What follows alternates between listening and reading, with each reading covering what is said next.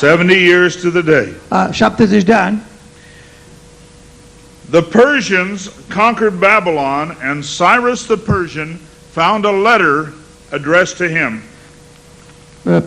Persanii au cucerit Babilonul și el a găsit, Cyrus a găsit o scrisoare adresată lui personal. And so he released the Jews to go home, and he even paid them to go home. Din partea lui Dumnezeu, pentru că o spusese prorocii înainte, și atunci le-a dat drumul la evrei.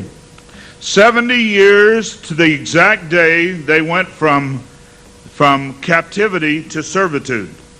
Și 70 de ani, deci, au mers din captivitate ca să servească.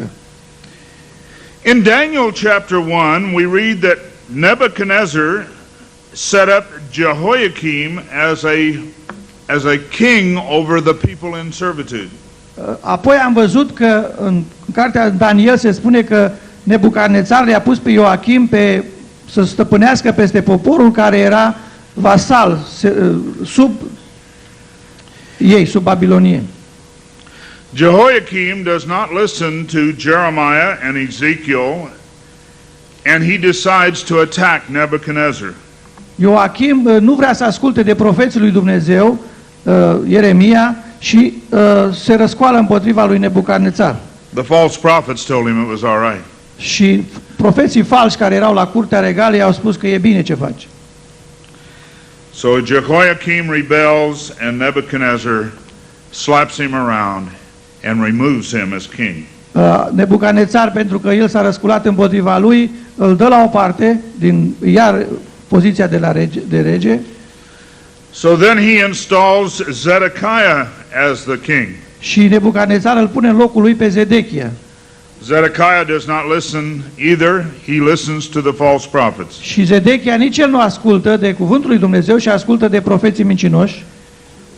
And so we have the third siege of Nebuchadnezzar. Și avem al treilea asediu al Ierusalimului de către Nebucadnețar. And he makes them slaves. Și îi face atunci robi. There is also a phrase in Daniel that speaks of the dissolution of Jerusalem. De asemenea, în Daniel se vorbește despre distrugerea Ierusalimului. And many people have the servitude of the nations and the dissolution of Jerusalem as the same thing. Mulți vorbesc despre când a fost țara vasală sau supusă și când a fost, ce spune Daniel, cam același lucru. The servitude of the nations began here at the end of the 70-year captivity. La sfârșitul celor 70 de ani de captivitate a început anii de vasalitate, de subjugare. The dissolution of Jerusalem happened here, the third siege, the destruction of the temple. Distrugerea și templului și captivitatea a fost la distrugerea templului. These are two different starting times and two different ending times. Sunt două timpuri diferite de începere și de sfârșit.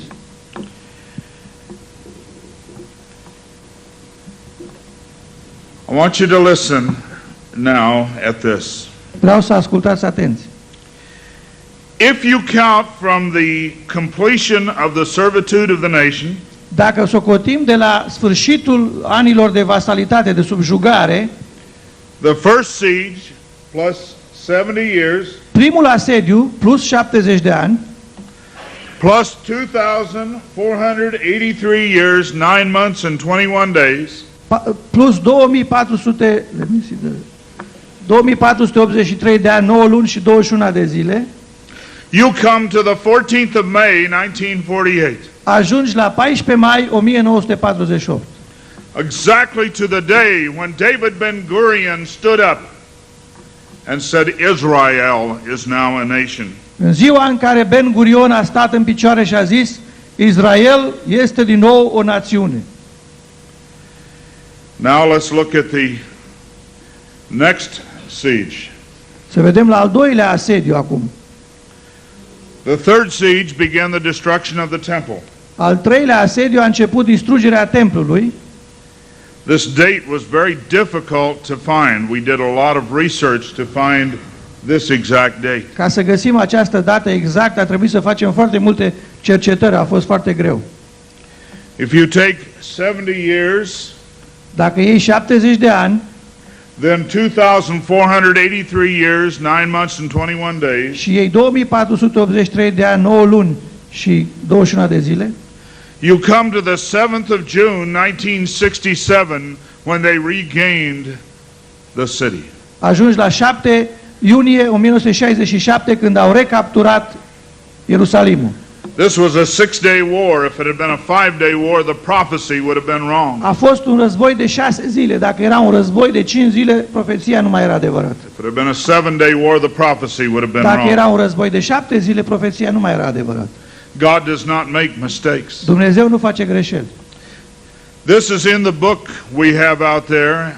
Tomorrow night we'll have some more of the books. We got some from the printers today. Tot ce v-am spus acum se află în cartea care se vinde și am adus mai multe cărți și puteți să cumpărați. But I want you to understand something. God is not messing around. Vreau să știți că Dumnezeu nu glumește. God is true to His word. Dumnezeu e adevărat în cuvântul Său. Israel became a nation the 14th of May 1948. Israel a devenit o națiune la 14 mai 1948. They had one airplane. Au avut un singur avion atunci. The ammunition they had would not fit the guns. Amuniția care o aveau, gloanțele care le aveau, nu intrau în pistoale care le aveau, în armele care le aveau. They had nothing. Nu aveau nimic. God gave them a great general, though. Dumnezeu însă le-a dat un mare general. His name was Moshe Dayan. He had one eye. He was a private from the British Army. El era un Moshe Dayan care avea numai un singur ochi și fusese un caporal sau un soldat simplu în armata britanică. He was a little man with one eye. Era un om mic cu un singur ochi. God does not use the mighty to fight His battles. He uses the little men. Dumnezeu nu folosește pe totdeauna pe cei mari ca să lupte bătăliile Lui, ci se folosește și de cei mici. 5 Arab nations attacked Israel. 5 țări arabe au atacat Israelul. In a few days, they went to the United Nations and said, "Get this pit bull away from us before he destroys us." Și după câteva zile timp s-au dus la Națiunile Unite și i-a spus: luați pe câinele acesta rău, că ne distruge și pe noi, lăsați să ne lase în pace. There was an Arab captain that said, he looked out and there was tanks and airplanes. There was a multitude of weapons.